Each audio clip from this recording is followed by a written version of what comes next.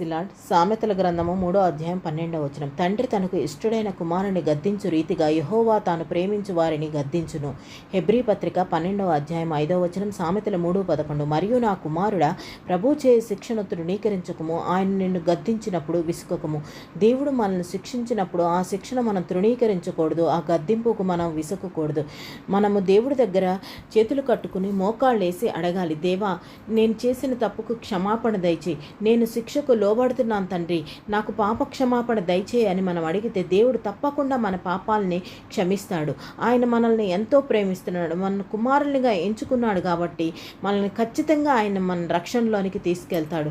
Hebrew 12:8 ప్రకారం కుమారులైన వారందరూ శిక్షలో పాలు పంచున్నారు, మీరు పొందని యెడల దుర్బీజులే గాని కుమారులు కారు. మనం ఆ శిక్షలోనికి వెళ్లకుండా మనం దాన్ని తృణీకరిస్తే, దాన్ని విసిగితే దేవుడు మనం ఎవరో తెలియదని దుర్బీజులుగా మనల్ని మీరు నా కుమారులు